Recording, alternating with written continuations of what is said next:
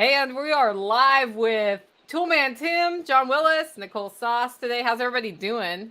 Just drop in a hello to us in the chat and we'll say hello back. Toolman Tim is somebody I've talked to a lot on my podcast, and he's on the expert council for the survival podcast. And when he said he'd be able to take time out of his Florida vacation to join us today, I thought, why not? So Tim, tell us a little bit about who you are. Sure. Well, normally I'm coming at you from the frozen tundra that is East Central Alberta, but right now we've been a week in at Daytona Beach. We're leaving tonight to come and see some of my imaginary internet friends up in Tennessee, which is going to be awesome. Yeah, I run a handyman business up there called All Seasons Maintenance.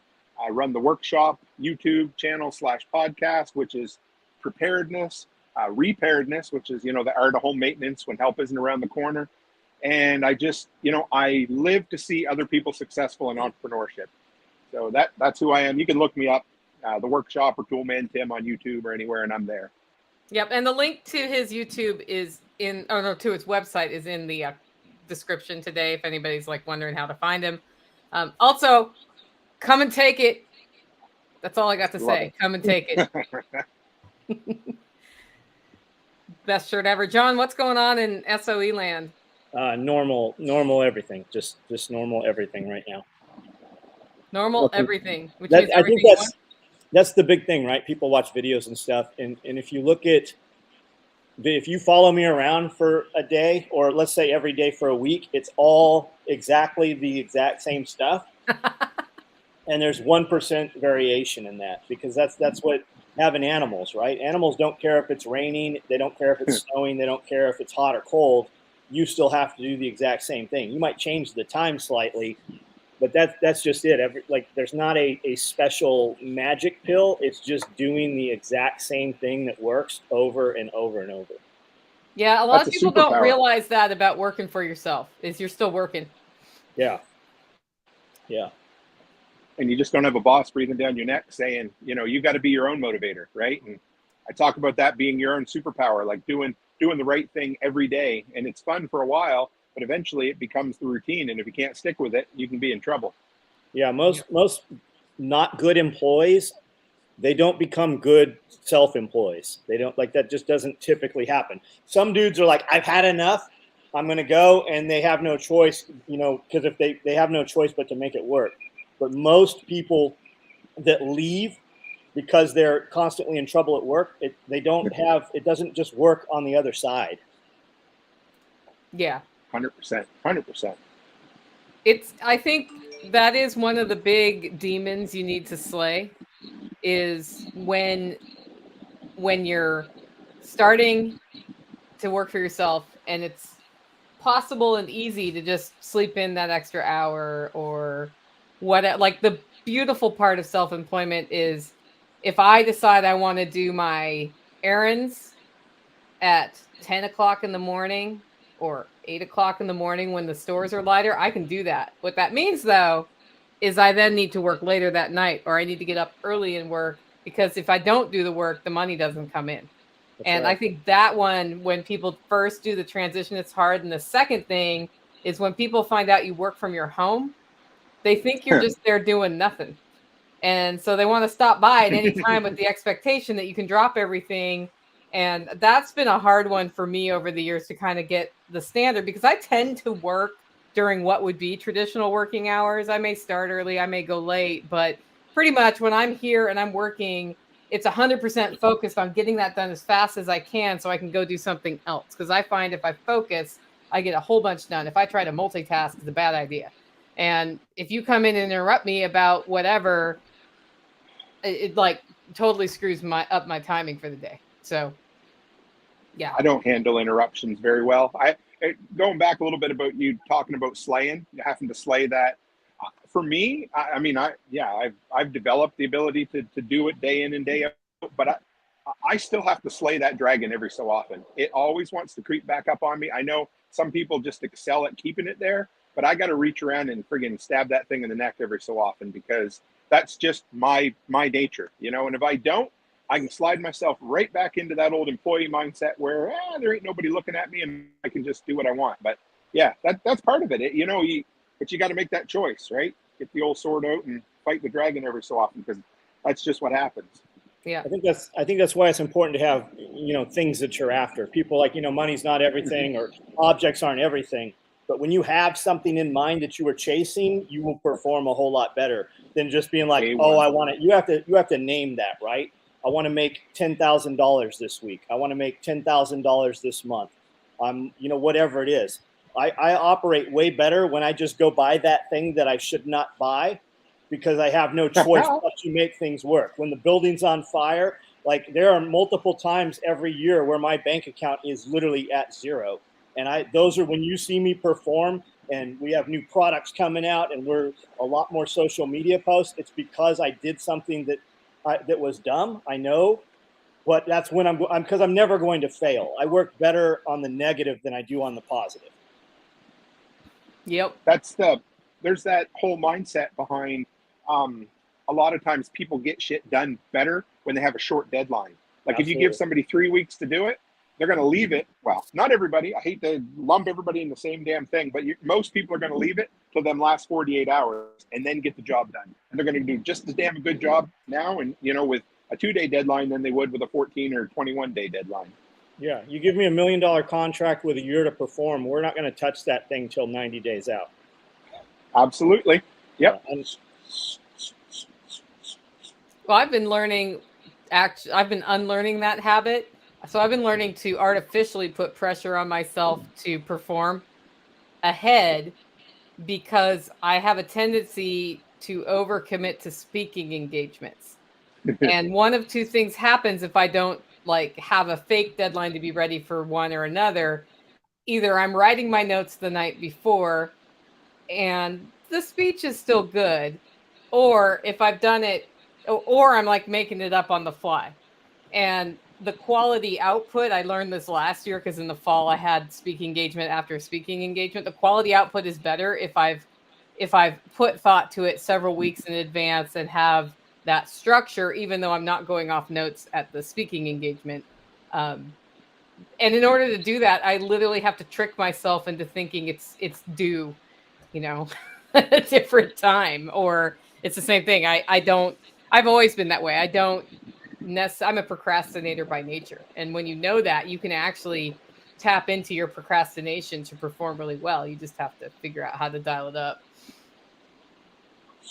Yeah, I've been a procrastinator. I was born a procrastinator. It's in my genes, so it's always a fight. But for LFTN, sometimes what I find works good for me is, I outlined my presentation 2 months ago. I put it on paper and I didn't touch it for 6 weeks after that. Yep. Because then it's just kind of beating around up in my head, and it does that background work. I don't even know what you want to call it, but it's always just there. And then when I get a little idea, I might jot it down. And then those last 2 weeks, I kind of go balls to the wall and finish it up. But it gives me something to get started for sure. Okay, Tim. So how much money did you have in your pocket when you started your handyman business? Less than I tell other people that should have it, for sure. This is a big, a part of what I'm going to talk about on Thursday. But I had the misfortune of making some choices in my working life that really burnt me out to the point where I was suffering physically. And I was always a damn good worker. I was always top salesperson wherever I worked, and I'd always take on way more responsibility than I should, simply because to me that was my definition of success. So what would end up happening was I would get burnt out working, right? So when I finally I pointed at 5 years ago in a week or so is when I launched my business. And when I finally launched it successfully, I left working for the man with maybe a couple of weeks worth of money saved up. So not a lot, I tell people ideally you should probably have 3 months worth of bills saved up before you're ready to leave and do your thing. But again, I always say, abject poverty is a really good motivator. And so I was just burnt out. I walked away. I had been building that business quite a bit. So, I probably had half of the income coming in that I was getting working somewhere else. So yeah, I that's one of those do as I say, not as I do kind of scenarios, because in multiple occasions in the past, I've jumped into things sooner than I would tell other people to do it. a lot of people I've seen who start something that have a year or two in the bank are less successful than those who have nothing. I know John started his current thing with nothing and has done remarkably well. I jumped for the same reason you did. I was giving myself a heart condition and I was not ready. I'm wondering if we're giving people the wrong advice. I mean, it is nice to have expenses saved up in the bank, but that pressure that we were talking about earlier is there when you're like, well, if I don't sell all the coffee, I don't pay the bills, so I better sell the coffee. It makes you a lot more motivated to make that phone call to find out if you can sell it. Yeah, you're not lying there for sure. Maybe I'm a little nervous. I make this joke a lot, but I never really want to have somebody's wife or husband message me and say, why the hell did you tell him to quit his job? You know, I'm like, right. But you're right. I mean, there is a real motivator when you, like I said, abject poverty is a good motivator. And if you're basically living hand to mouth on your business, you're going to do absolutely everything you can to find success. Whereas, like you said, if you've got 6 to 12 months worth of money in your account, you might be more apt to, I don't know, take it a little easy and not do that, you know, because those first couple of years, especially in business, those are those make or break years where you really need to do everything you can to get it going. And you're on year 5 now, so you've made it over the 4-year hump. Yes. Yeah, and that there really is a point. Like about a year ago, I finally got to that point. And again, you got to be careful because I got to the point where I had enough contracts now that I didn't have to be as hungry to go find new work. And that can be a little dangerous because then all of a sudden you get a little complacent. And I've seen it for sure this last winter, especially. It was like, oh yeah, well, do I really need that? You know? And so you get, yeah. But then I always think quite often, like, you know, a majority of my business is tied up in four vendors. So if I lose one, that's 25% of my income, which is about as much as I'm comfortable with. I wouldn't want to be tied up because in my area, in the oil patch, a big thing, entrepreneurship was huge there. Everybody had their own business when I first moved there. But the thing was, everybody was building a business around one client. So, you know, this guy that was a well servicer, he had one buddy who spoon fed him all the work for a single company. And when that company went belly up, so did that, business that the guy had built around it as well. And I've tried hard to keep diversity in there because that really does scare me. Losing, you know, you end up losing one customer. Like you said, that's 25% of your income there. Yeah, and if you're dependent on that 25%, you're screwed. Yes. Scramble. So, yeah. Make sure you're not dependent on just that, right? Like I want to bring on another full-time employee because our idea is, you know, we never stop building businesses, but we want more flexibility in our lifestyle. And some businesses are more of a local tie, a location tie than others. So I need to build it to the point where I have probably 2 really, really good employees that I can count on that we could leave and travel the countryside for a month and still do all the content creation. You know, we're doing the Canadian Coffee Company thing, all that kind of stuff we can still do while having someone that I can trust that can go at midnight and look at a leaky faucet, or the other night it was like 10:30 at night and somebody said the light was flashing in the hallway, that kind of stuff. Oh, the infamous flashing light. I had one in my room here where I record. Last time I did a live stream with John Willis, I had to get up and turn this light off. And I was like, what the hell? So I pulled it all apart, figured it had backed out, right? Nope, it was an LED bulb. And it had that's how it went bad, as it went into blink mode. So I was very disappointed. That thing was supposed to last me 8 or 9 years, right? It lasted 2. Typical. They don't make them like they used to, right, John Willis? They really do not make anything like they used to. Absolutely. Yeah. I say that literally every day as we're fixing something broken. So I have an event. It starts tomorrow. Oh, yeah. And for this event, I have these really cool convertible freezer fridges. So it can be an upright freezer or an upright fridge. And I took one and put it in fridge mode 3 days ago. I've had it for 1 month. 37 days. It broke. Yeah. And all of Lowe's took it back outside their parameter of 30 days because we go there so much for rental properties and stuff. But That happened, and then my smoker, which is also being used at this event, yesterday broke. So we called it the day of everything breaks. What broke on the smoker? I was able to fix it. The controller stopped working, so it wouldn't turn on. Yep. And I got a refund and ordered a new one to come out because it was going to arrive by Thursday. And then I got on YouTube and just started looking for how do I bypass this controller, because it's like a giant oven. That's what I really need it to do. That's how we're making bacon. And we can make bacon other ways, but I found a video about a guy who bypassed it. He took the controller off and put the two things together, but mine only had one coming out. So my model is newer. And when I took that controller out, water started pouring out of the controller box. And where the cable comes through the smoker, all of the steam and smoke that oozes, that's not coming out the stack thing, comes out there. So it's a flaw in the design. And then there's condensation. The controller was full of water. I dried it off, put it back together. I call it the horrible hole of humidity, where it shall never be mounted over the top of ever again. It totally works now. So I actually fixed it. I went outside and screamed, "I'm invincible," and fist pumped, and Tactical thought I was crazy. So it's such a common thing for those boards to fail. You can buy them on Amazon. They're $35 to $55. Yeah. We keep a brand new one because we use our smoker several times a week. And then the other thing that happens is if you leave the pellets in the auger and you don't get them out, humidity will build up and they turn to glue. And you literally we have to hammer. It's almost impossible. So we have a second auger also propped up right in the corner by the kitchen door. So if that thing goes down, we can have them back running in about 15 minutes. But if you don't cover that, like, they are not made to be left outside like a barbecue grill. Oh, no.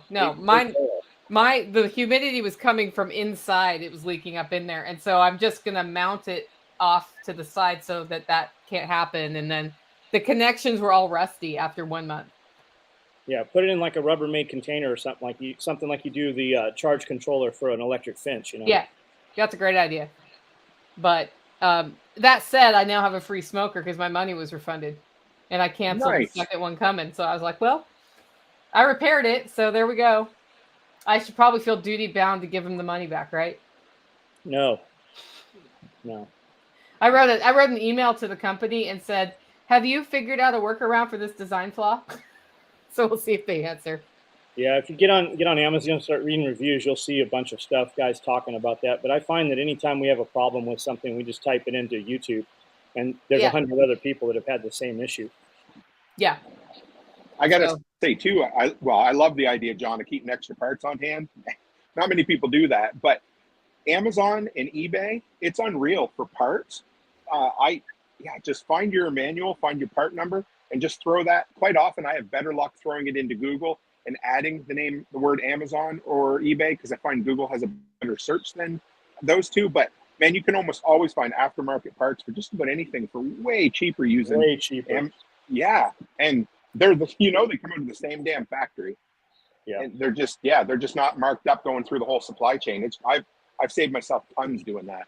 And when you start reading the reviews and stuff, you'll see people say like, "Oh, this is made by this other company," so you can find the other part number for it, or you can go get it local.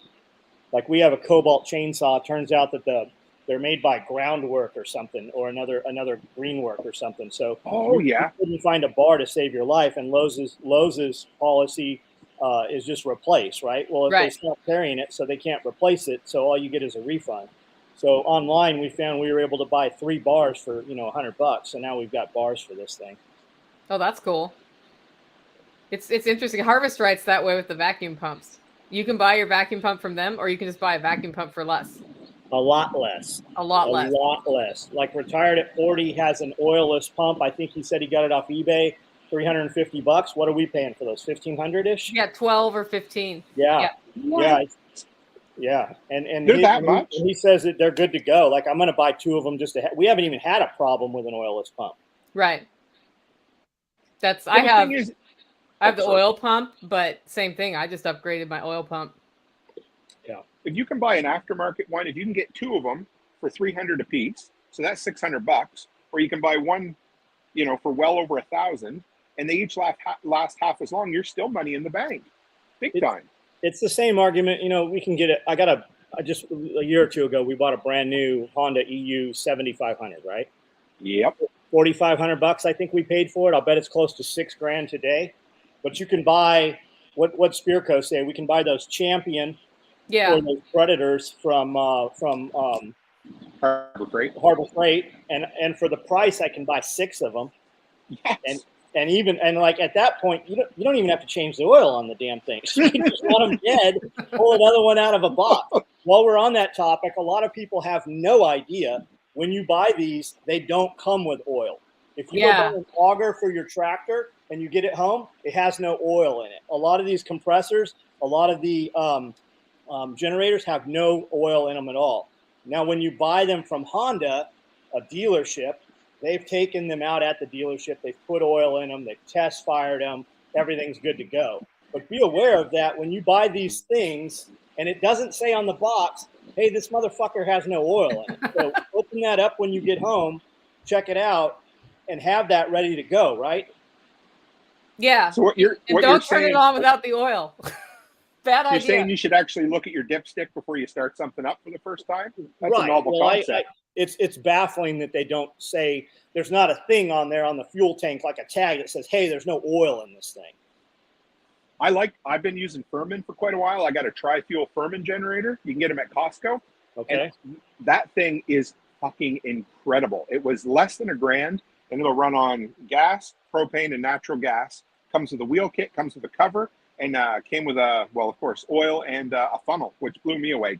It was literally, I would even come with 2 wrenches to put the wheels on. Like, how big is it? Was, yeah. It's a good size. It's an open frame style. I mean, what's the output? Oh, sorry, 90. Max is out at 9,200. Running is 75, and but then if you go down to your natural gas and your propane, you lose about 1/3 of that. So gasoline's the highest. But I got a ton of videos on my channel, and I've run my whole house short of my central air off of it, and I'm going to get a slow start or a soft start for my central air unit, and I should be able to run everything off it. Awesome. Yeah, it's an awesome generator. But I've never been to Harbor Freight until this week in my entire life because we don't have them.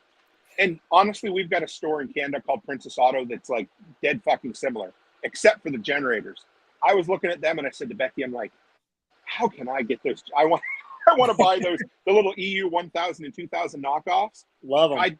If I could, by the time I shipped them back to myself, it wouldn't be worth it, right? But the question is who's driving over the border? Well, we will be. We've already decided we're going to take a trip down to Montana and Dakota. Yeah. And I'm going to bring 2 or 3 of them back with me just because it's content for my channel. Plus, I have a generator addiction. So. Yeah. Yeah. It's easy to get that addiction. I actually need to fire mine up because it's been a little while. Yes, you do. They run super quiet, those Hondas, like in the eco mode. Yeah. So you can run them at night. Nobody hears it. You can charge batteries and stuff on it.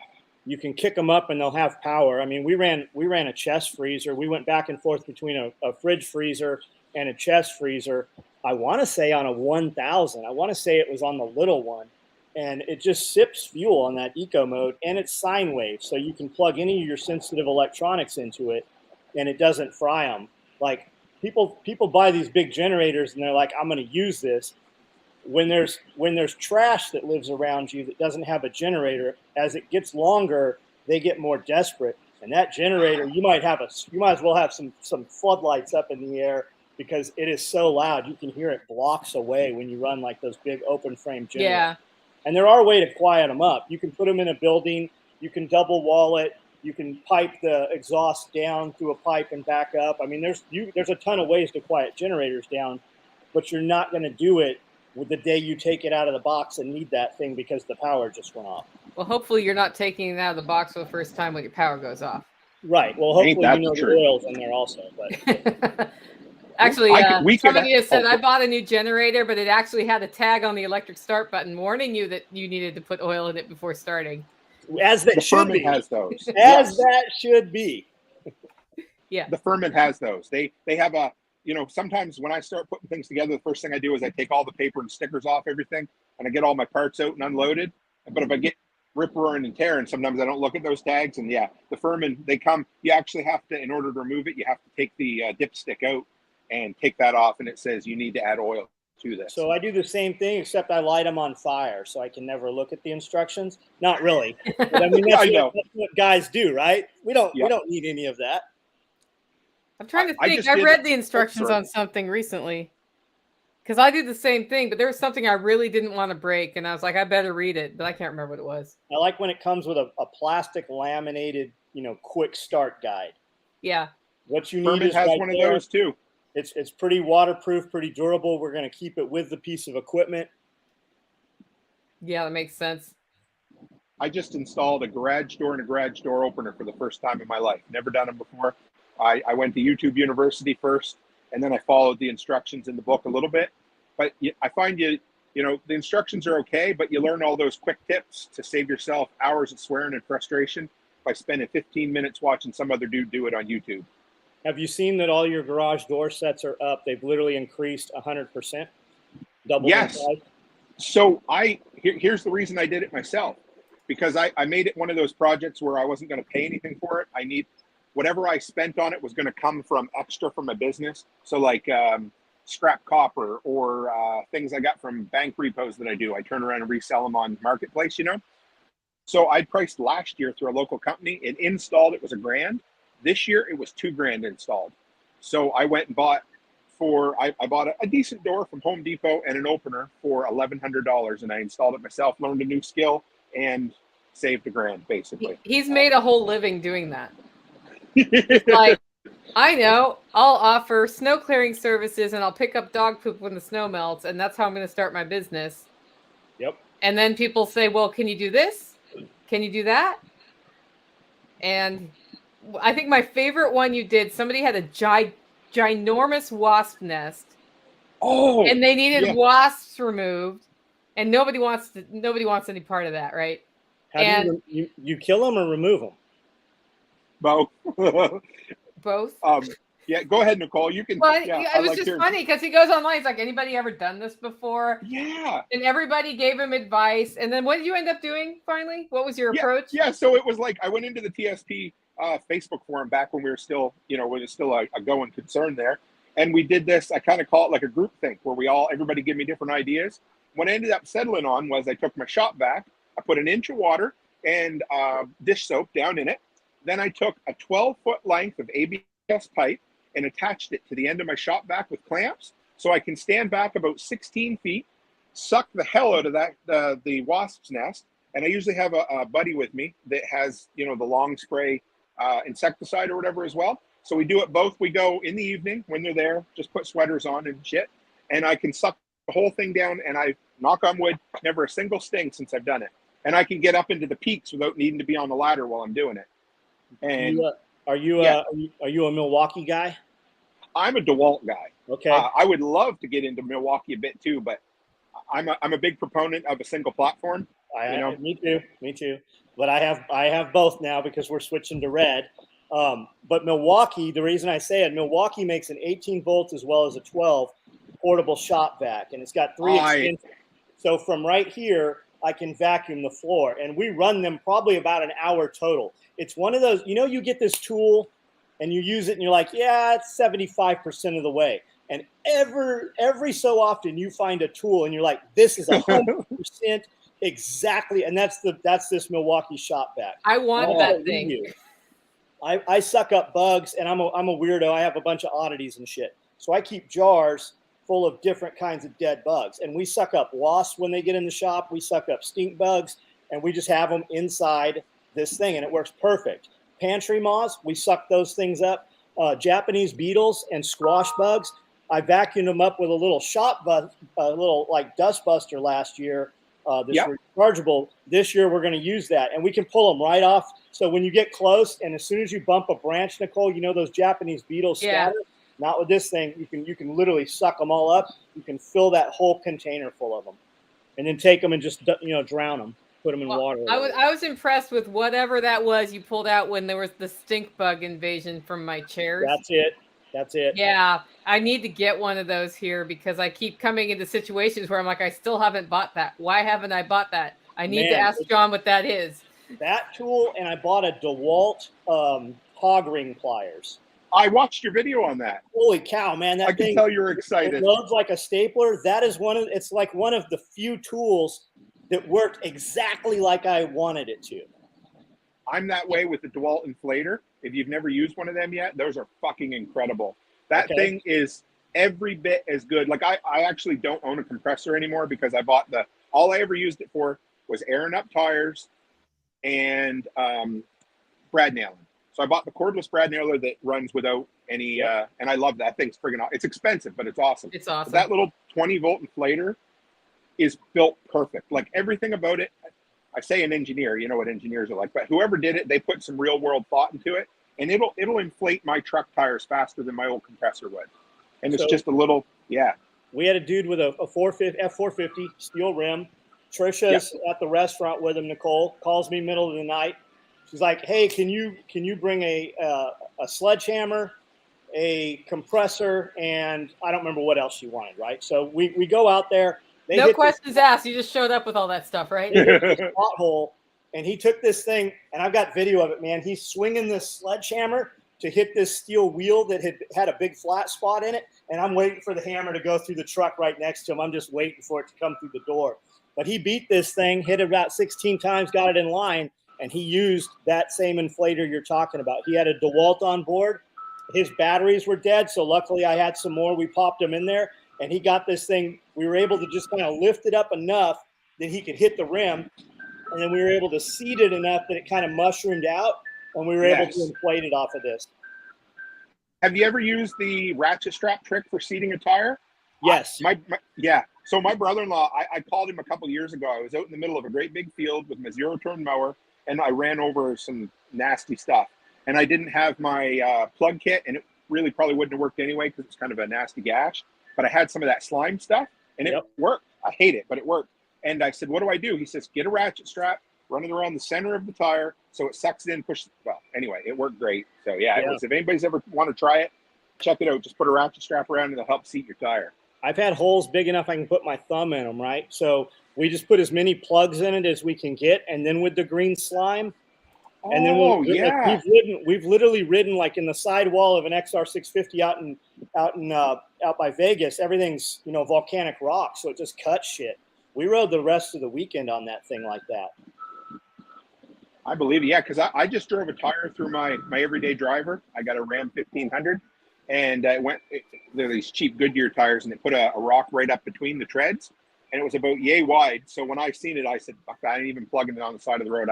I put my wheelbarrow tire on and finished my inspections that day, but I took it home and decided to try to plug it before I went to the shop just to see if I could, and I put like 6 plugs in it, and it was very, very close, but it didn't quite. So I bet you if I'd have used some of that slime with it, it would have, just for the hell of it, if I was ever in a pinch. So somebody's saying dead Japanese beetles are a treat for their chickens. We give them to our chickens. They won't touch them. They won't touch those. They won't touch squash bugs either. Like, will not have anything. They kind of run up, do that side eye thing they do, and then that's it. Well, wait, who's this handsome fellow who just joined the feed? Hey, I'm John. How are you? What's up? We have the Johns today. All right, Hey, double Mr. John. Can never have too many Johns in this world. John Bush, welcome to the show. My former Unloose the Goose friend. What's up in your world? Tell us about who you are. Well, my name's John Bush. I hail from Bastrop County, Texas, and I am an advocate for freedom and individual sovereignty and living the good life. Got to throw that in there because everyone gets all serious about this freedom stuff, and I think they forget to have fun. So I know you guys don't have that problem here. Amen to that. I'm invincible this week, so The ice cream truck's driving by. If anybody can hear a weird jingle. I was wondering what that was. Yeah, I was just like child playing with a toy. Sorry, guys. Hey, we got a question here. Any good portable generator you would recommend? Cost, quality, best option. You want to go ahead, John? Man, I got probably 8 Hondas over here. I've got some clones from Costco. I don't know the name of them. They're basically copies. The patents ran out on all the Honda stuff years ago. So you see everybody, Generac's got their just buy something that if you're buying a small generator, buy something that has sine wave, right? It says it's electronics for sensitive electronics safe. you'll be happy. All those things, they run half mode, so they're eco mode. They run quiet at night. You can bump them up during the day. I think a lot of people. You pay for the brand name of Honda, but I always feel like if I buy it, I don't ever have to worry about it. I think a lot of people overestimate how much they're, I mean, not everybody, a lot of people overestimate how much they're actually going to use their generator. If you're a camper or you're going to run an ice cream truck with it, well, that's great. But, most people, if you're going to use it for 3 or 4 power outages a year, you might put maybe 20 hours of runtime in a year tops, right? I play with mine all the time, and I think I put 8 hours of runtime in it last year. That was it, right? And so I didn't even come close to changing the oil on it. So for the average Joe, of course, I'm not an American, so I don't get to go to Harbor Freight very often, but everybody recommends those Predators. They're great. And Furman, I love the Furman stuff. That's the cheaper one you get at Costco. And they've got some of the suitcase style EU 1000, 2000 knockoffs as well. And it almost seems like there's 3 levels of generator companies. You got your Generacs are up top and Honda.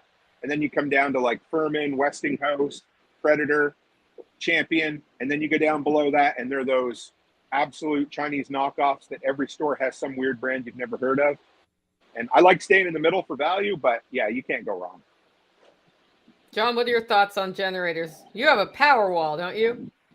Oh, yeah, I'm jealous. So I have a 4,000 watt generator. I don't even know what the brand is. It's old school. I inherited it from my uncle when he passed away.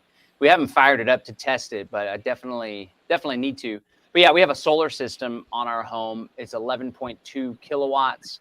And we bought 3 Tesla Powerwalls that'll store collectively just under 40 kilowatt hours of electricity. So it's super great. And when there's good sun out and good conditions, the system will do like 70 kilowatts of energy, kilowatt hours, which is pretty sweet. So we're really happy with that. It runs our guest house as well. Yeah. Powerwall is 24,000 a piece. Am I somewhere in there on that? I think it was a little bit less. I don't know if it's because we bought 3. I mean, we financed the whole deal. If anyone can find good solar financing, from what I understand, most of the companies that finance them, the interest rates are pretty high. So that's up on our list of things to chunk down as quick as possible. So we don't, because like when you look at it over the life, if you pay it over the whole term, you end up almost paying as much in interest as the cost of the actual product, which is. So it's like buying a house on a 30-year mortgage. Yeah, it's exactly like that. And a lot of them, I'm seeing a ton of targeted marketing to, why don't people have solar? Because they don't know it's free, all this stuff. And they get you in these, it's almost like they get you in this contract. And even when you sell the house, you still pay that amount on it. There's a lot of shady shit around the solar market. Yeah, I asked a lot of questions of our guy, and I think they were kind of annoyed with me, but like they have a lien on the solar system until you pay it off. So you don't actually truly own it until you pay it off. But one thing we're going to do with the crypto nexus is take some extra capital, put it into cryptocurrency, and then give ourselves a DeFi loan, use the DeFi loan to pay down the solar loan, and then slowly pay back the DeFi loan with little to no interest at all. It's a cool thing crypto enables us to do now. And it's something everyone should be conscious of. Like if you got a stack of loans, which one has the highest interest rate? Pay that one down first. I think it's called the snowball effect or something like that. Yeah, it's Ramsey's thing. Yeah, good old Dave Ramsey. This is the Dave Ramsey show. Yeah. Awesome to pay down debt. And any of his financial advice about how to invest, he's not doing any of that shit. He probably has no idea what he's invested in. He's a little conservative for my liking when it comes to making money. Yeah. Yeah. I don't know. I got to pick your brain. Oh, go ahead. Go Nicole. No, I was just going to say, John Bush, I think in our, not freedom-minded, but maybe on the more, some of us that come from the right wing end of things where we started up, some people aren't super excited about electric vehicles. I'm not sure why. I love them, but there does seem to be a bit of some people that just hate it. I come from oil country, and I can't wait to get an electric Ram 50. Oh, yeah, go ahead, John. I can't drive an electric vehicle. I literally drive every Saturday and Sunday more than the range of the vehicle. 100%. And you're one of the ones, and that's okay. And I mean, I just like, don't get me wrong, we just drove 700 miles the other day in a day, right? That's tough. But also, I do like 5-hour round trips to do my inspections and things. 95% of my driving I could do with an electric Ram, no problem at all. And I could charge it up at home. And I've been thinking about this, John, and maybe even touch on a little bit, the concept of using your electric vehicle as emergency power storage as well. I reached out to a lady on Twitter who wrote an entire 5-part article. She was going to come on the show and then she backed out. And anyway, I love that whole concept of, solar might be a good long-term option for some people because, you can store only so much gas, right? Yeah. I mean, it's good. Yeah, It's good for redundancy. So we have the privilege of having a solar system that can power our car, which is super groovy. So if there's gas shortages, or the prices get ridiculous, or even if the electricity goes out at the gas stations, right, we'll still be able to use our little Tesla Model 3. I mean, we're not going to be able to haul anything or go drive through a flood or anything, but it has 320 miles, which is the range. So it's pretty great for city, for small trips. And then I'm actually pretty impressed with the power wall or the Tesla supercharger network. And then besides the supercharger, which is exclusive to Teslas right now, there's all sorts of smaller companies that have set up these charger networks. And so if you're doing a trip between cities, chances are there's going to be a destination charger or a supercharger. And so you pull up these chargers, it costs little to nothing. Like the equivalent of filling a tank would cost like $7 or $8 in electricity. And it takes like 20, 30 minutes to get the full range powered up. So it's still, it's still in its infancy, but at the same time, for most routes all across the US, they have these spots where you can stop and do the supercharger thing, which I think is pretty cool. And I've looked into using the Tesla battery as an extra battery backup. Representative Thomas Massey actually has his whole house powered on a Frankenstein Tesla battery from a car, which he's a pretty cool dude in all sorts of respects.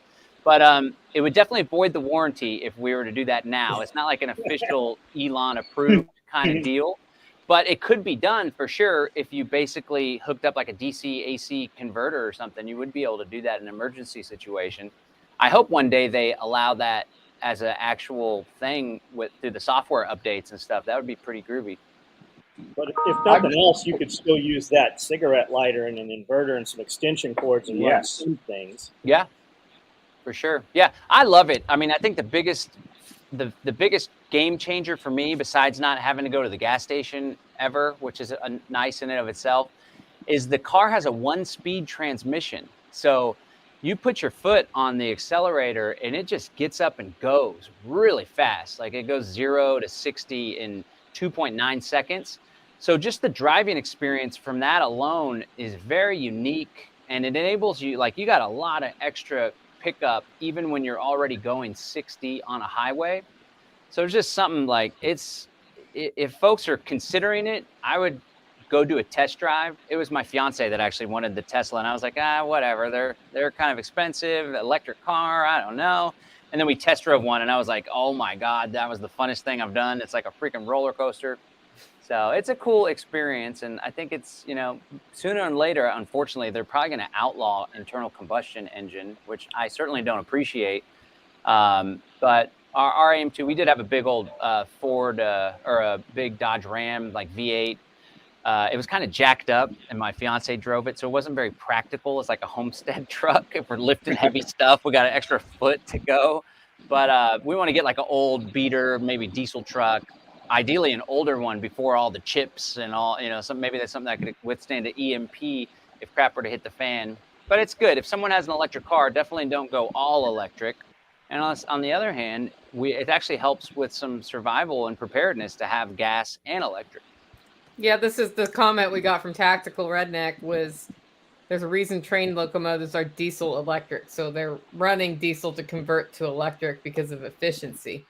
So just because you have an electric vehicle doesn't mean you can't burn gas to run it, I guess. You could recharge it with your generator. Yeah.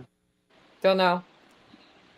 Electric cars are not my bailiwick because, like John Willis, I have to drive far. Although I've been window shopping for an electric scooter or something that I can use just in the hauler. That's a start.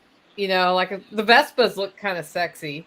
There's And a then I'm like, cool, do I need a golf Those- cart so I can take people for a ride? Or do I just need to get a cool sidecar? I don't know. there's a cool utility bike, electric utility bike. It has racks on the front and the back. You can put baskets and carts and stuff on it, panniers, all kinds. I'll send you a link to them, Nicole. They're pretty cool. But when you start looking at electric bicycles, they cost as much as motorcycles. Like Yeah. people, like you can buy a $2,000 e-bike, but it is not. It's like buying a Walmart bicycle. Most of those things Yeah. are in the range of about $6,000. Like Specialized, my mountain bike, Trek. Those are $9,000 mountain bikes that are electric. So the cost, and then the cost in, like I keep saying, today's money, everything costs more. That's just the cost, you know. Everything is up from what it was a couple of years ago. Yeah, and the Do you reason ever look at those? John, Sorry. is I've maintained my motorcycle before, and I've maintained, and I find it difficult to do. Like I find that my stuff breaks more that's gas run than battery operated, and so I've been looking at a battery solution for the tootling around because I don't want to be messing with the carburetor, basically. So I agree with you 100% for different reasons. Like I think the electric bicycle is awesome. It's quiet. We can charge it off solar. So the aspect of it, yeah, I'm not dissuading it all from it. I think it's a great idea.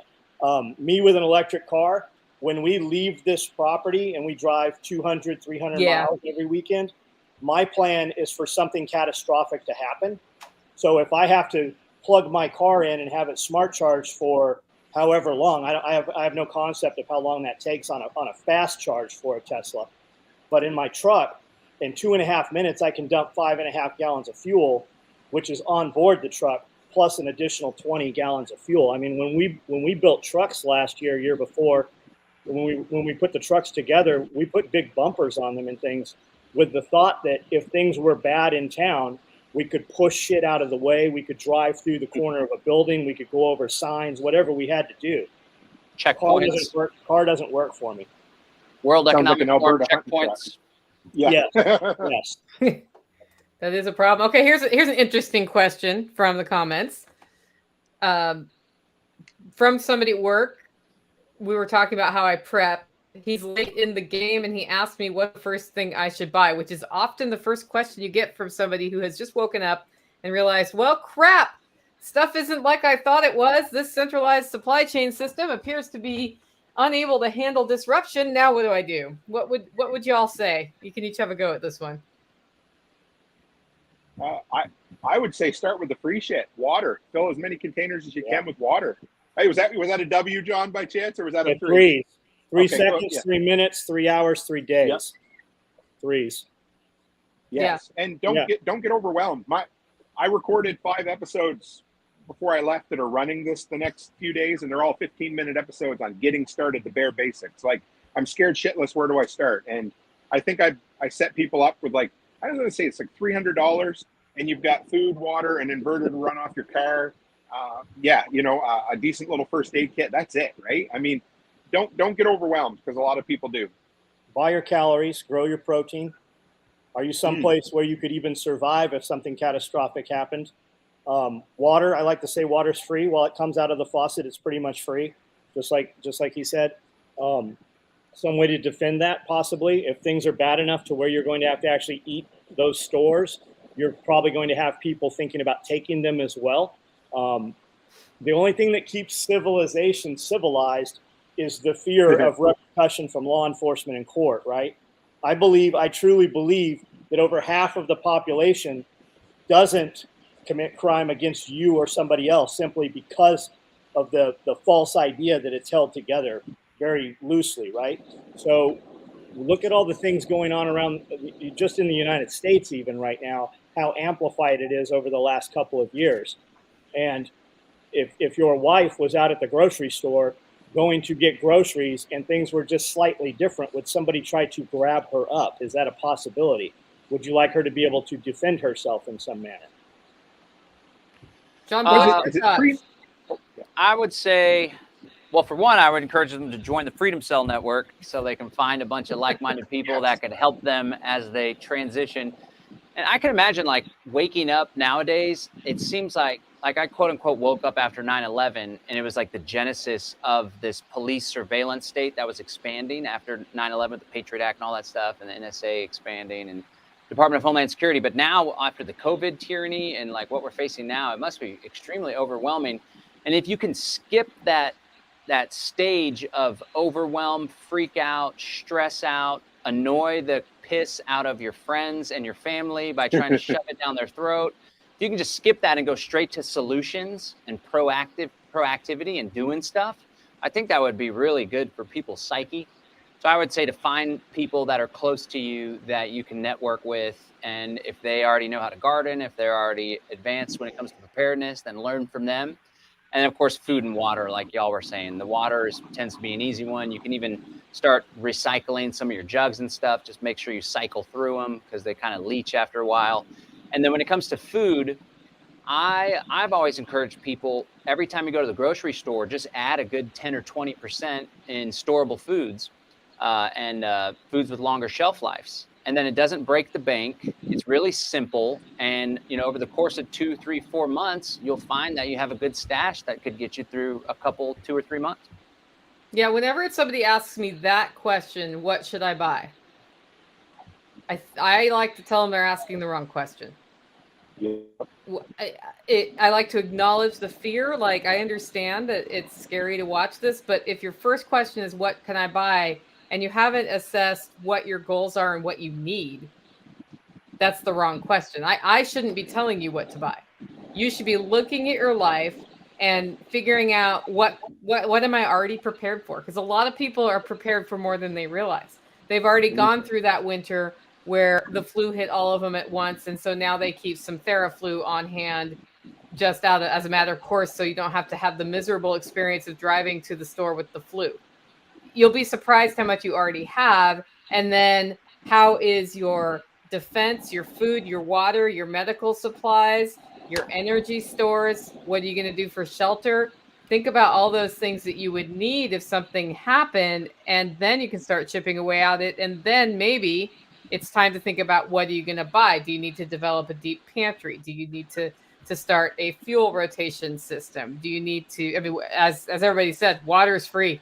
You can start storing water and be done with that tomorrow.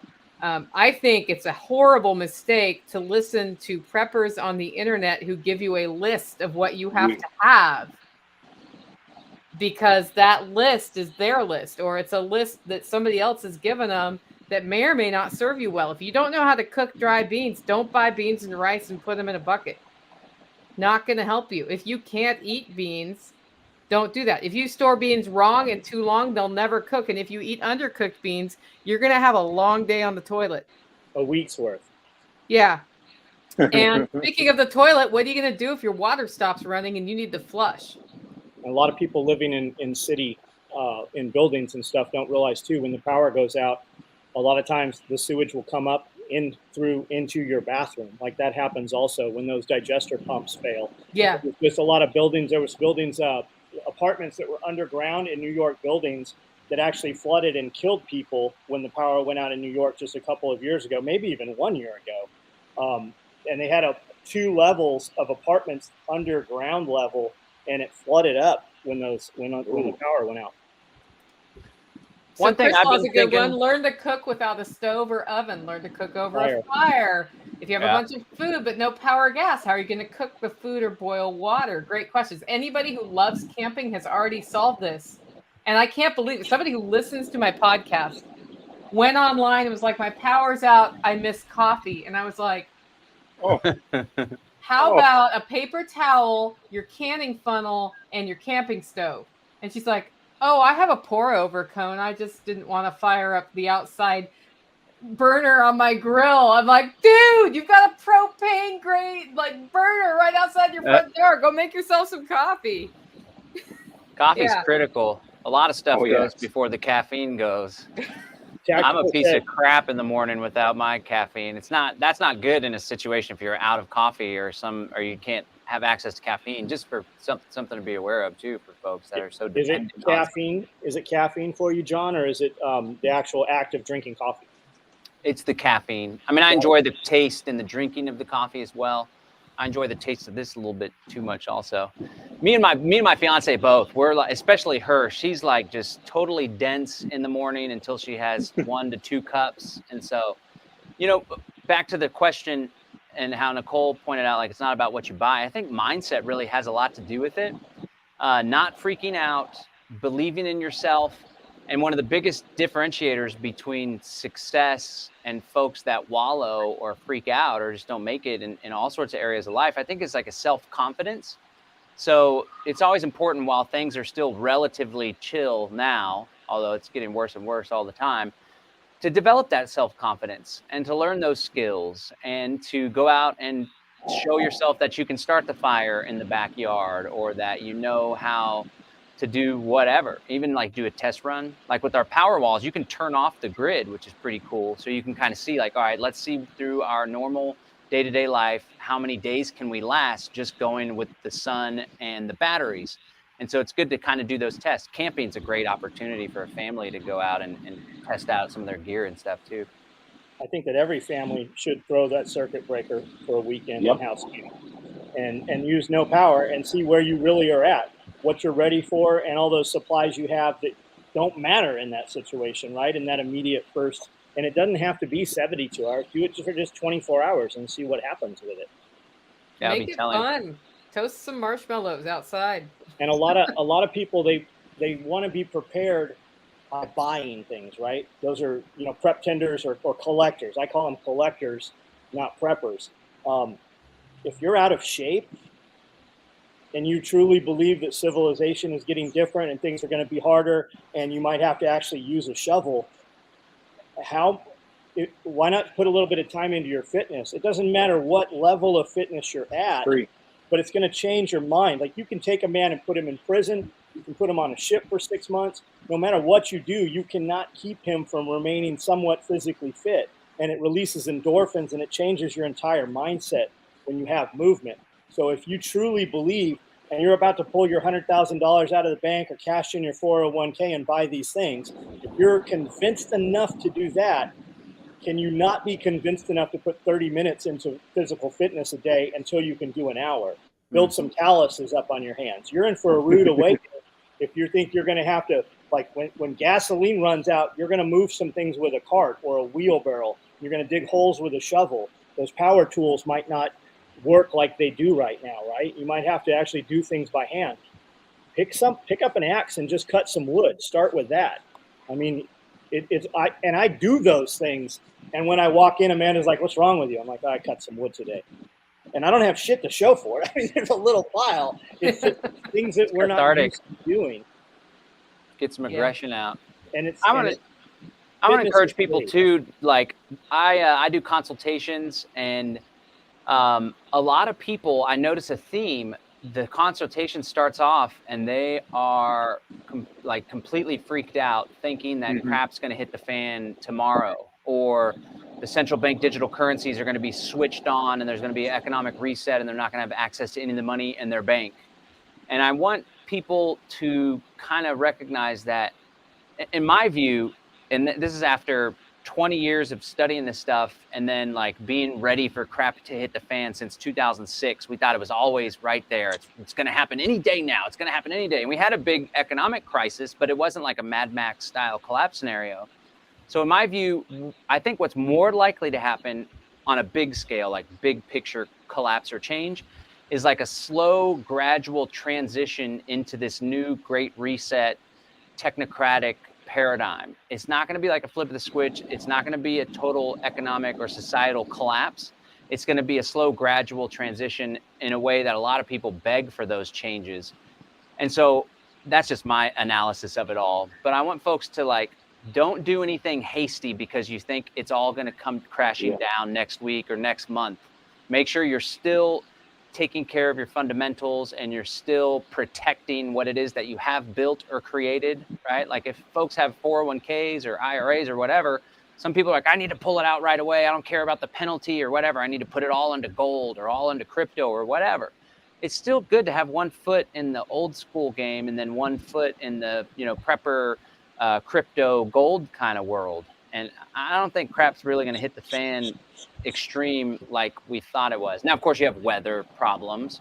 You have little things that flare up here and there. But as far as like the big collapse that everyone's always dreaming of, I don't know. I think I don't think it's going to be more of a different style transition. I hope you're right. I grew up in an evangelical household, and whenever people talk about that mindset, John, it reminds me of the end of the world folks that I used to know. You know, and there was always a prophet that was always like, you know, there's some kind of verse in the Bible, I can't remember, basically along the lines of, you know, they'll be predicting the end of times they've been predicting the end of times since, you know, at least back to zero, right? So we're talking 2,000 years. And I've been a prepper since Y2K. And it's just one of those things. Fear is a really good short-term motivator, but it's a really piss-poor long-term motivator. So a lot of times it brings people, whether somebody's seeking solace in religion or seeking solace in preparedness, you know, you want to do everything, but then when whatever it is you're scared of doesn't happen immediately, all of a sudden you lose motivation and you drop out, right? Whereas, like you said, surrounding yourself with good people and realizing, okay, yes, I'm scared, you know, pick whatever XYZ issue it is. It was COVID 2 months ago. It's Ukraine, Russia today. It'll be something different again. And we deal with that shit all the time. You might be scared of it now, but use that to get you prepared so you feel more confident and not, okay, that passed. Like so many preppers come into prepping in Y2K and then dropped it all afterwards because they're like, well, see, shit didn't happen, right? Use it as a starting point, but don't have that as your only bit. Try to slide over into long-term, realizing the benefits of being prepared all the time. Well, and we saw that in That's a March lifestyle. 2020, where people suddenly became aware that they have to store consumables. Toilet paper. Right, consumables of different kinds. And, you know, that was a real big eye-opener for people when they saw empty shelves. They'd never seen that before in their life, except for temporarily after a tornado or a hurricane, right? And so they started storing up, and there's this great renaissance of making bread from scratch and all of this cool stuff going on. And you fast forward to 2022, and our own government and corporate media sources are saying food shortages are coming, which might mean they're coming. If they're saying it, you're like, boy, you know, there's some things we see that could lead to that. And then it's not that I trust the government, it's that they know they're screwed if they don't say it now when it happens. And there are a lot of reasons why we're moving that direction. And people who were so Renaissance prepared in 2020 are back to, what do I buy? Well, why don't you have a deep pantry at this point? Okay, so this time, are you going to learn the lesson? Because if you're preparing for what's likely to happen, most likely to happen, when the bad stuff, like the really bad stuff, like civil war breaks out or something really catastrophic happens, you've got what you need anyway, but you didn't do it in a way that sacrificed long-term flexibility for surviving in this world right now. I know somebody who lost everything in around 2008 in response to thinking the economy was going to reset because Obama got elected, and they sold everything, moved to the country, and waited for an economic collapse that didn't happen. And 4 years in, didn't have a pot to piss in and had to start all over. So I think there's a reasonable way to prepare for things. And then there is like, if you do sell everything you own right now and make a quick change, what happens if it doesn't collapse? Are you making the kind of change that is also positive for if it doesn't collapse? Because if you do sacrifice everything and then it doesn't collapse and you're planning to live on hunting deer, then you have a problem. If it does collapse and you're planning to live on hunting deer, by the way, you have a problem. If you look at what happened during the Civil War here, turkeys almost went extinct and there was no game. There was no game because hungry people going to hunt whether or not there's a hunting rule. You can see that happening all around here and your place probably as well, Nicole. I mean, there's hundreds of new driveways out here, and they Contractors can't even start for 3 years right now. And if you look at all the local Facebook groups, it's, hey, how come we don't have a movie theater? How come we don't have a grocery store? Well, Yeah. you move someplace without a movie theater. Like, you should probably, if you think that we need a movie theater, you should start a movie theater. A drive-in. Those aren't too much Everybody overhead. wants to vote with somebody else's money, but they don't have any of their own money to do what they're voting for.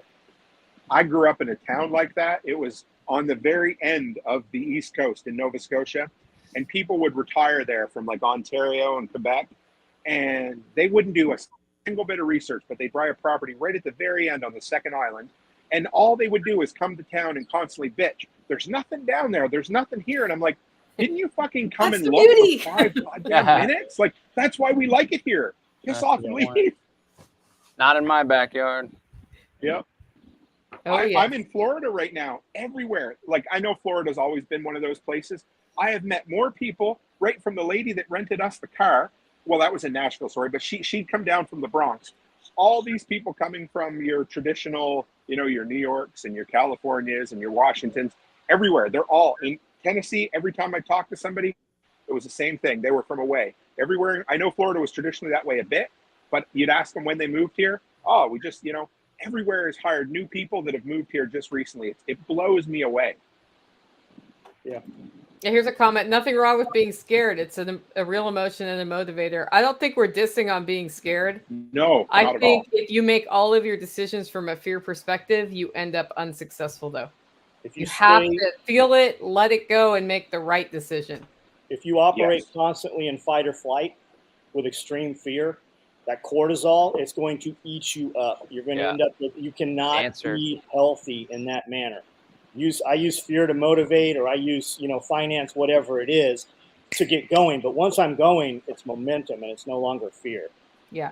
And I find when I'm afraid of what I see going on, which happens, even though I'm a voice of reason in that field, okay, I go talk to friends and I'm like, okay, I'm in a bad headspace. I'm feeling fear. I need to let it go, but I need to acknowledge it first. Can you talk to me? Like, let's just, because I'm a verbalizer. That's why I have a podcast.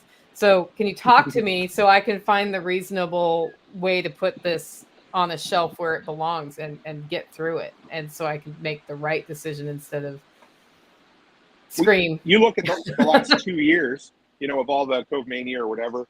I mean, so many people, you just can't hold that fear over somebody for that long and get the behavior you're looking for. Some people will be longer, some people will be shorter, but that, like you said, that fight or flight will eat you alive if you live in it too long. It'll turn you into a nasty person and an unmotivated person eventually. So you just give up because you feel like I can't do anything because I'm just scared all the time. But it's a great motivator to get you up off your ass and get you started. But you got to find a better headspace after that. Do you think that's maybe the plan with the media, the constant bombardment of everything negative to finally break most people in the population? 100%, because if you, the only way that you can make fear a good long-term motivator is to change the source of fear, right? So, go back to 1984, George Orwell. They did it all the time. The fear was the same, but the enemy was different, right? And that's, without sounding like a crazy person, it feels like that's what's happening because there's always that new thing, like, a new variant, and that's not working anymore. Let's try Ukraine and Russia now, and absolutely, John. They always telegraph the punch. Event 201 before the COVID thing happened, yet it was exactly how the COVID thing happened. Now you've got Klaus Schwab. The greatest threat to the world is a cyber attack, and now you see all these things telling you all this stuff is cyber attack, and you're being told in media that all these food processing plants being burnt down are cyber attack because of Ukraine. But when you look at them, you had them happening months before Ukraine. Yeah. So this year, and when you try to go back beyond 2 years, you can't find any information about it. It's like it's just been wiped. And keep in mind, too, when we rely on this, right, for our history books and our reference books, it's a digital book burning. They don't have to burn the books. They don't have to pull all the librarians out and bring all the books. They don't have to light a fire. They just simply remove it from your access now. So the point I was talking to some guys this morning, and they said that they can't find any reference material beyond 18 months as to how many factories and how many food production places actually have catastrophic failures and burn downs in the United States. But in the last 90 days, we've had like 27, and 2 of them have been airplane strikes. Wow. That blew me away a little bit. Because I'm on a lot of the back channel stuff with the Prepper Broadcast Network guys, and they'll be sharing stories. And sometimes you read the story, you're like, there's no way that's friggin' true. But I'm telling you, this guys, I started digging, and I'm like, holy shit, that's crazy. How many meat and food processing plants had either had accidental fires or planes landing in them? And I was like, that's a little unnerving for sure. Ireland just had their biggest egg production facility burned 100% to the ground and kill all of their egg-laying chickens in there. Now I know they have more, but that's the biggest facility. Yikes. Yikes. Hey, I got to run, gang, but I wanted to invite your audience, Nicole, to join us in Bastrop, Texas for the Exit and Build Land Summit. Nicole will be presenting. Super excited that she'll be there. Jack Spirko as well. Joel Salatin, Marjorie Wildcraft, all sorts of cool people. And I'm hoping as many people can still join us in person as possible, because that's what's really going to be special. We're going to visit some farms and some food production systems. And there's a food forest in Bastrop we're going to check out. It's going to be a nice buzz in the room. But if folks can't join us in person, people can watch day 1 and 2 completely for free online. You just have to register at exitandbuildlandsummit.com. exitandbuildlandsummit.com. Oh, and then on Sunday, Nicole, myself, and Jack are going to be doing like a roundtable all about entrepreneurship as a vehicle for being able to purchase land. Yep. I think that's one of a lot of people's biggest obstacles is they're like, well, I don't have the money to do it. But then they stop there. They're like, well, I don't have money to afford a down payment or to buy land. Therefore, I give up. Whereas, like, if you're solutions oriented and you're like, okay, well, I don't have money now, but how can I get money? We're going to talk about how entrepreneurship has worked for us in our own lives. Sunday's all about immersive, in-depth workshops. Joel Skousen of Strategic Relocation is going to do an hour and 15-minute workshop where he's going to take everyone's questions about specific locations and ideas and stuff. So it's going to be a really special event. It will be recorded, too, for folks that can't make it. We have an immersion pass where you get all the replays and stuff. Nicole was a great hit at the first one. She was on point there. I was blown away. She really dominated. So tell us what you're going to talk about for this one, Nicole. I'm going to go more deeply into underground networks and how that relates to commerce and entrepreneurship to set yourself up for a network you can depend on when the commercial network that we are depending on fails. And then how that can be leveraged into finding land. At that roundtable we're doing, I have some pretty good stories about acquiring property with no money. I love it. Acquiring property with no money. No money is not a reasonable excuse. That tells me no motivation if you stop there. Yep. And the whole purpose of the Exit and Build Land Summit is one I love because John realized, hey, it's hard to be free in a city with HOAs and all this other crap going on there. If they want to get you dependent on them, and we've seen this in Shanghai when they shut down the whole city because of COVID, right? They can starve you in the city. Still are. If they lock you down, they can starve you in the city, and you are now dependent on the people who have you locked down and have the exits closed off. It's harder to do that in the country because it's harder to shut us down out here. And it's a lot easier, I think, to choose freedom and to live the way you want to live when you are somewhere without a lot of regulations, people not all up in your face. We had a guy get out of jail here. Jail broke. Actually, I think he chain gang broke. And they had, they were looking for him and he ran off into the woods. And the officials were like, yeah, we'll wait till the snakes and the ticks and the chiggers chase him out. We're not going up there. That doesn't mean they can't get you there. It doesn't mean it's impossible. It is just harder. Yep. Heck yeah. Are you coming to Tennessee, John? I very well might. So well, you're on the agenda, so you very well better. Oh well, dang! I guess it just happened for sure. Let's go. Yeah. Our plan is to buy a motorhome and drive up to New Hampshire for the Porcupine Freedom Festival. And then I saw that Nicole was doing that event with some others there. So I thought that'd for be a Lions great Festival at John Willis's. Right on. I thought it'd be a great opportunity to go check out what you guys are doing because I'm super impressed with the community that y'all have up there. Plus the what's it called? There's a intentional community that's part of our whole thing. that's like what I see is like the ultimate, right? Like homesteading, preparedness on our own level with our family. But like, imagine bringing together 8, 12, 16 families, and we're all on the same property. And essentially we were like building our own little mini civilization. And then we link up with the other folks that are doing that same thing and with the folks that have their own solo property. And we create like this decentralized network of mutual defense, trade, support. This guy's got the eggs. This guy lets us borrow the tractor or whatever. But there's an intentional community in Tennessee that's built around midwives, right? What's it called? The farm. The farm, yeah. So we there are a lot of intentional communities. Go in check this. that out. Yeah. Or the holler neighbors. That's right. Yes. Yeah. We're gonna make it happen then. We're on the agenda, so it's going down. Yep. That's Cool. selfreliancefestival.com. If you haven't gotten your tickets, guys, they're selling out fast. So I recommend doing that. Go check out Exit and Build Land Summit as well. If you're going to be around Bastrop, Texas, it's going to be a good time. Not a bad time of year to be there. It'll be a little toasty, but not too bad. What's behind you there, John? Oh, this is a painting by a guy named, let me see, New Pioneers. His name's Brian something.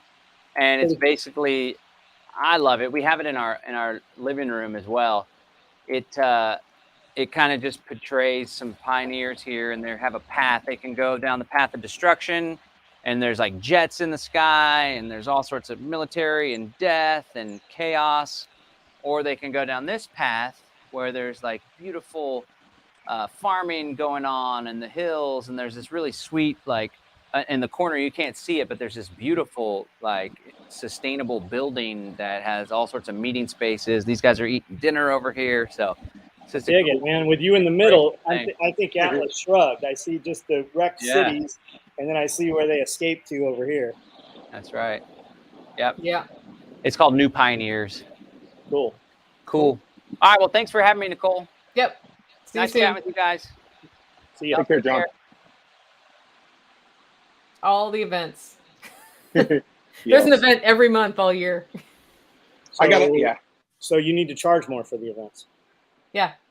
Well, we can. Like for you to show up to talk should cost more, and the event should cost more. I mean, until you have that medium right there. That's the way that works over time, isn't it? Well, Dan Pena, if you don't know who he is, everybody should look him up and just pick anything from him and just watch it. He has a castle in Scotland.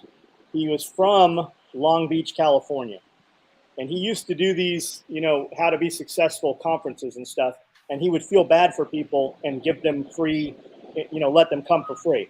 And what he found was his success rate was about 25%. When he raised his price to $25,000, it's now $25,000.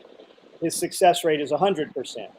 And he still fills his classes. It's because they have a vested interest. The people that can beg, borrow, steal, come up with that $25,000. They've already came up with the $25,000 to do it. The dude's making tons of money that can easily afford it. They don't need it. So he hits that perfect medium right in there.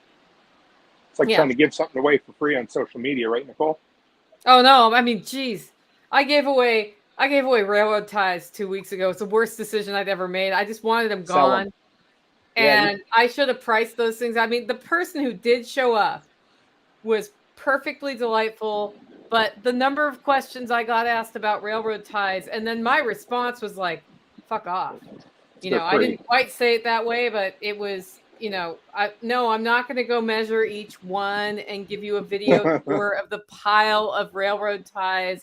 I've described what they were used for, what condition they're in, that there's rebar sticking out of them that you're going to have to cut off if you want them. Like, there was work involved in getting these. And I was to the point where I was just going to go out there with the grinder and cut that rebar myself and then sell them, when somebody actually showed up with their own grinder and they cut the rebar and took them. But it was hilarious how hard that. In fact, I had a piece of melamine yesterday that I wanted to get rid of. Those things are $45 at Lowe's right now. It had 4 screw holes from being hung on my wall as a dry erase board. I posted it up for $10. Nobody bit in half a day. I went out and I jumped up and down on it until it was in tiny little pieces, and it went to the dumpster because I was like, I need it gone, and I'm not going to give it away for free because that'll take too long. If we put it out for free, you got to ask there's a bunch of questions. If I put it out at the end of the driveway for $10, somebody will steal it and it'll be gone. Maybe your Yep. driveway, not mine. But that's why we keep shipping containers. Like we won't deal with people. We'll just put it in the shipping container until we need it or we repurpose it 5 years for something else. Yeah. I got 2 sea cans, shipping containers, and I fill them full. But about twice a year, I got to go through them because, like I said, we clean out repo houses. Yeah. And I used to be very non-discriminatory on what I kept. I've gotten a lot more discriminatory, but if it has value, especially in building supplies, that comes home with me every time. Like things like 3-foot section of 2x12s, you know, I use them for shelves. Or like we just stripped the basement of an entire house that had a little bit of mold in it. And I saved all the shelves out of the closets because they were 3/4 inch plywood. And even a 2-foot by 4-foot section of that right now is worth like $25. Yeah. I hope John's right and civilization doesn't collapse. On the other hand, I'm never going to be upset that I have all this stuff if we ever need it for anything. We've got enough property. I've got 3 shipping containers out here, and we're constantly doing shelves and stuff. Like I tell my guys when they come in and do any work, I'm like, nothing under, if it's over 6 inches of wood, it always gets kept. We will use it someplace, whether we're making 45s to hang shelves or whatever. If it's over 6 inches, that stays here, right? Because we bought it, we paid for it. We can't take that little cut back, and they all add up. Yeah. Well, and you have a situation too where people are constantly through there. Yeah. And visiting your factory. And how many times does somebody show up and need something and you're like, yeah, I got that here. All the time. Yeah. Like every time I'm there, that happens. That's happened to me once. People call me all the time. You know, my brother-in-law, he'll be hanging, like a while back, he was hanging a garage door opener. He says, do you have any, that slot wall, punch angle iron, Yeah, I had 6 chunks, 4 feet long, sitting in the corner in my garage.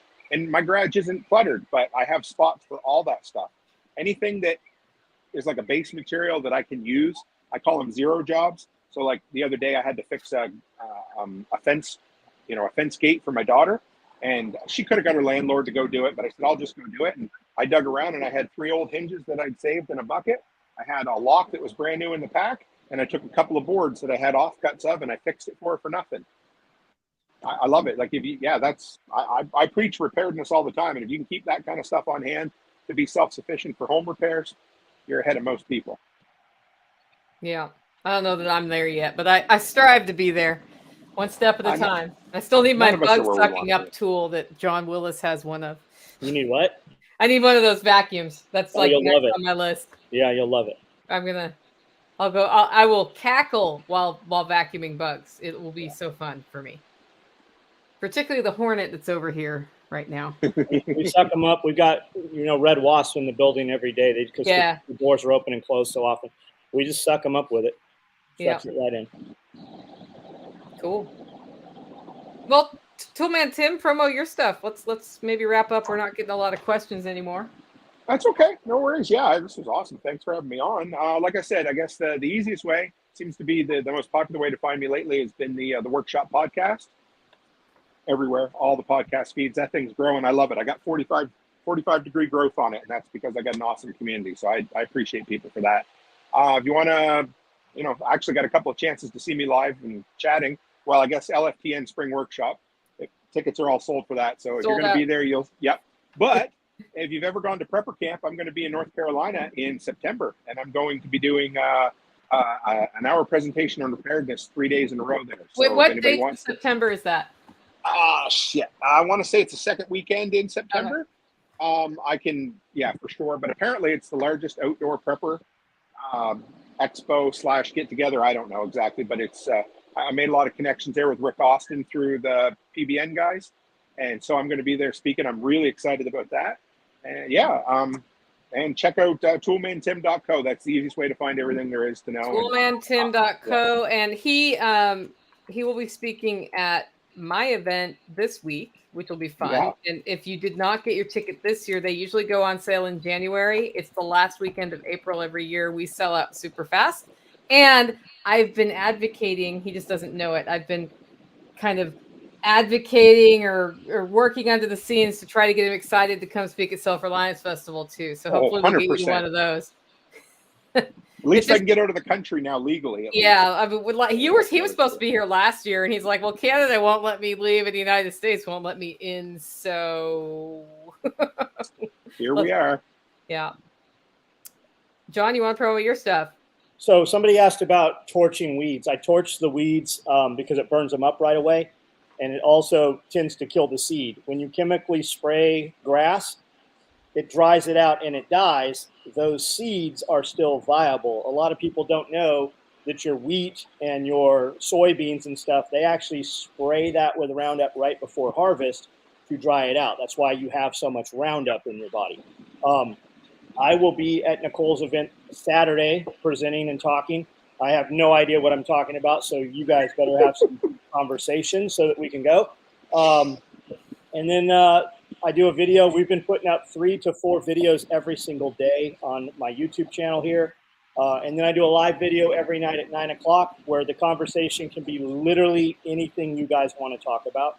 And we'll go for an hour to 2 hours, depending how good the conversation is. So easily accessible. If you like the conversations we have, I have that conversation every night at 9 o'clock.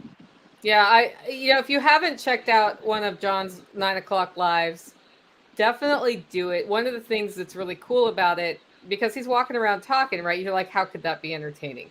It is, because people are asking him questions, but the part of it that really makes it fun, if you're winding down at night or something, is that the conversations that start happening happen on the video, but then people in his comments talk to each other a lot. You start developing a digital community there in a way that not every live feed does. So, and I know it's happening here too, because some of the same people who are on the 9 o'clock live are there. You'll see some of the same people there all the time. And that is, we promote in-person relationships to develop trust. But sometimes you start getting to know people digitally first in the modern world. And that comment chain is a great way to get to know some pretty cool people who are the kind of people you want to know. They're doers, not takers. And a network of doers is the most important prep you can have, really. And in order to have that, you need to be a doer. Well, how many times have you been asked? I know I get it pretty frequently, is how do I find a girlfriend who's on board with these things, right? Well, you got to go where you like to do things. You should probably meet her at something like that. Yeah. And I say that to say, with tactical response and special operations equipment, the Self-Reliance Festival, we have hundreds and hundreds of people that come in here. And every single time that we do one of these, there's somebody that comes from California that literally meets somebody from California that lives 10 minutes, 15 minutes away from them that they never would have met had they not attended one of the events. That's because they had something common in interest. When you come here, anybody is welcome here. I don't care what you do for a job. We don't care what you look like. We don't care what your religion is. We are here for a common interest. We don't care about any of the other stuff while we're here. So that's how you're going to find people that have the same interests as you. You have to go where they're at. Absolutely. All right. Of course, if you're interested in following me and you don't know who I am, I'm Nicole Sauce from the Living Free in Tennessee podcast. You can check that out. I do a podcast 3 times a week. And this week is some replay episodes about how to get prepared quickly when supply chains are being disrupted. They're just some replays from 2020 because it's not I don't think it's a different process right now. And it's important to think about. So thanks for joining the live stream. We'll be back next week. Guys, I'll see both of you soon.